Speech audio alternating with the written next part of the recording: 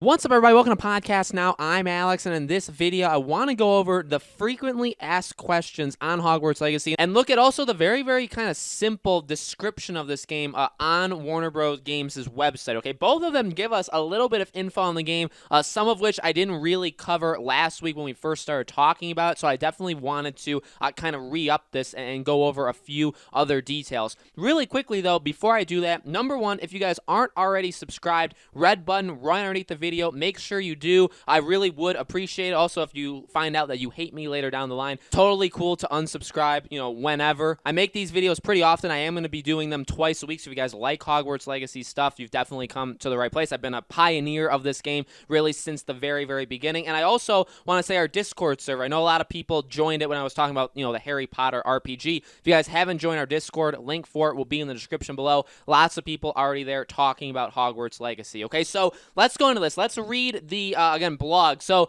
this is if you go on Avalanche's website, and then it kind of like links it to hogwartslegacy.warnerbrosgames.com.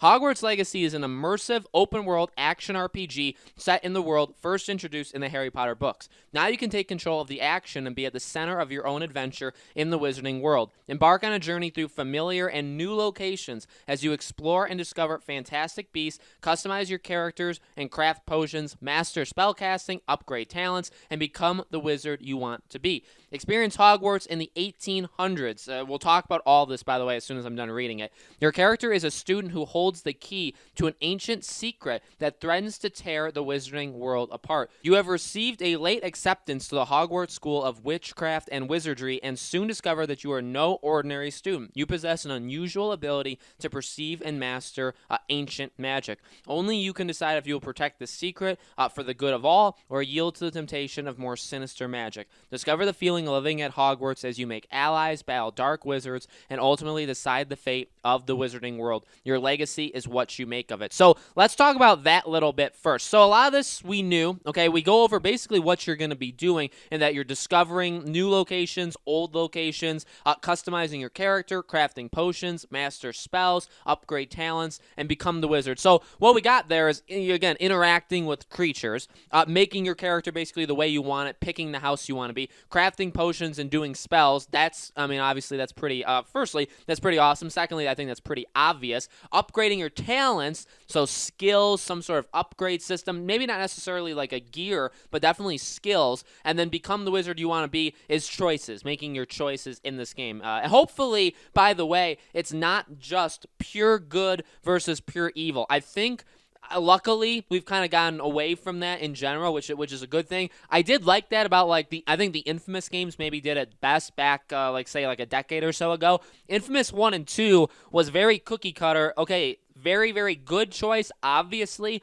Very bad choice. When Infamous Second Son came out in 2014, my main issue with it, aside from actually many issues I had with the game, but one of my main issues was that it still kept that. And yeah, that's keeping with tradition, that's keeping with what the game is, but I feel like as a gaming industry, with The Witcher, with Mass Effect, with Dragon Age, with all these different games, I think we've finally gotten where it's like, okay, there actually is some gray area. And obviously for games like this, it also is very important that the words that you're seeing very much represent what you're actually going to say. We'll see if they're able to actually do that. So again, that's kind of stuff we already knew. Now, here's where it gets interesting. Experience Hogwarts in the 1800s. Now, again, like I said a week ago, what I think people are talking about, but maybe not giving it too much credit, is look, the trailer said late 1800s. I know some people said that the trailer in different languages actually say different things about the time period, about the year. That's very messed up. That's a little annoying because when, again, you go on their official website, it's Experience Hogwarts in the 1800s.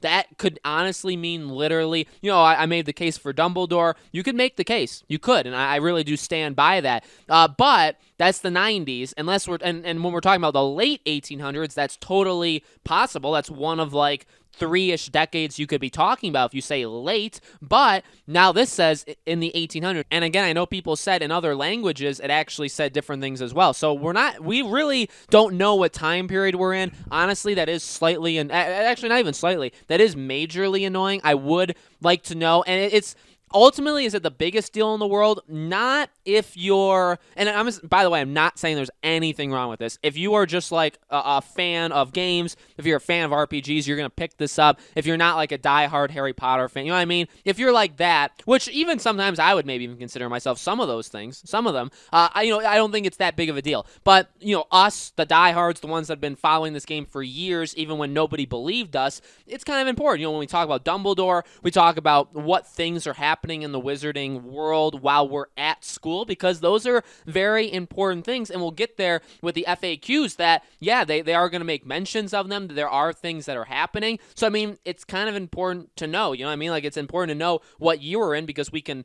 cross off characters, we cannot cross off characters, we can cross off events, you know what I mean? It helps us know what to expect. So it's a little annoying that they keep changing that. Your character is a student who holds the key to an ancient secret that threatens to tear it apart, the Wizarding World apart. Now, I would call myself a very hardcore Harry Potter fan, but I don't watch like Harry Potter Theory or whatever that YouTube channel is. I don't know every single small thing about it. You guys may have to help me out here. Is there something that maybe you guys can connect to this ancient secret? The issue is they are trying to be pretty darn unique, especially when you bring in J.K. Rowling. They definitely are saying like, no, this is our own story. So the question I have is, this ancient secret that's so massive, can it fit in well with everything we know that happened in Harry Potter at the same time other stuff is happening, but also not be too big, I guess, right, to influence what they become? The issue with, like, say, like a Star Wars, like the sequel trilogy with Star Wars, is it literally was responsible for carrying out everything. That's why, a lot of other people didn't like episode 9. I mean, that's canon. The stuff that happened is canon. They made the legacy of Rey, of Luke, of Anakin, Palpatine. They changed all of this stuff, and they made it, in my opinion, garbage. But I mean, you know what I mean? Like, it affected everything. Now this, maybe it's not to that scale, but I mean, this influences what happens in those. So if it's before Dumbledore, but this is some massive event, well, why didn't Dumbledore ever had to deal with it? Or why didn't, Tom Riddle, maybe, you know what I mean? Like, we don't know how all this stuff is going to work. So maybe you guys can help me out there. Now, this one's the interesting thing. I definitely want to spend some time talking about that. We'll really quickly do some FAQs and we'll move on. You have received a late acceptance to the school. So remember, rumor was you're a 5th-year Hogwarts student. Now, this is what? You never went there. So the rumors were maybe right. In fact, it may turn out to be that, yeah, you are 5 years in, like you're 5 years past when you were supposed to go to Hogwarts, so you are a 5th-year student, but you should have been there year 1, so you've missed out on the first 4 years. That's why, everything's established. These friends that you could be making, I mean, they could have known each other for years at this point. So honestly, I think that adds a lot of that changes things from what we were talking about leading into it, but I honestly almost think it changes it for the better, because it's still kind of the same. You're still a 5th-year student, but it's not like you, and the way they're doing it, by the way, because it's not like you don't know anything. It's not like you have first-year knowledge, but you're a 5th-year student. No, in reality, you're special. Like, actually, you, again, like they say, like, you have this ability to do, like, ancient magic, and it could be dark, could be good magic, but, like, that definitely, like, gives you a step up. So that is really, really cool. Again, I think that's honestly for the best. And then let's just quickly read these FAQs.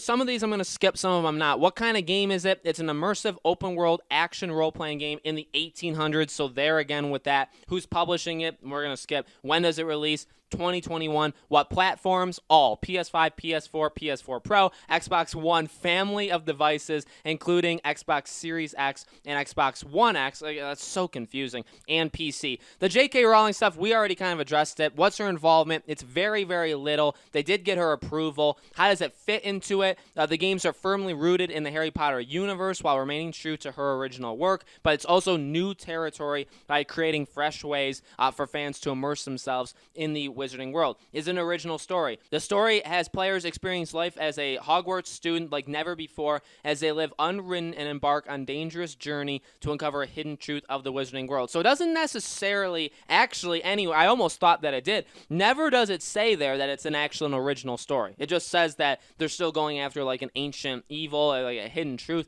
So that's kind of interesting. What is the original story? It literally repeats what it just said, but they also add they will grow their magical abilities by mastering spells, brewing potions, and taming fantastic beasts. How do you play it? You'll be filled with immersive magic, putting players at the center of their adventure. They will grow their characters' abilities as they master spells, hone combat skills, and select companions to help them face off against deadly enemies. So it almost sounds like you're going to have friends, and they maybe can level up with you. You can pick maybe like a Dragon Age situation. Actually, it sounds a lot like it sounds more like Dragon Age than almost anything else to me. Players will also encounter missions and scenarios that will challenge their morality and determine what they stand for. So maybe not like non-stop choice decisions, but definitely sprinkled in throughout. So that's an interesting thing to think about too. Can you choose and switch your houses? Players can choose them at the start. We'll have more details at a later time. Now, to me, and I have seen this, I don't like this necessarily. I understand it. That doesn't mean I have to like it, though. I think we're literally going to start the game, you'll customize them, and you will literally just pick the house. I would rather have them do where you have to answer like morality questions to the sorting hat, like what kind of like all the just different situations, and then maybe it will tell you, it'll say, okay, based off of these, you're a Slytherin, and it's like, man, I actually would have wanted me to be a Gryffindor or something like that, but the way I answer the questions, maybe I am. That's how I would have preferred it. Kind of sucks they're doing it this way, but again, it's not necessarily the biggest deal. Will you see Harry, Hermione, and Ron? No, it's in the 1800s, before the time period of her original stories, but that doesn't mean you can't see other characters, and I hate that these FAQs are very generic. Will they adhere to the wizarding lore? Yes, they're creating a unique gaming, but there's going to be, everything that's happening, basically.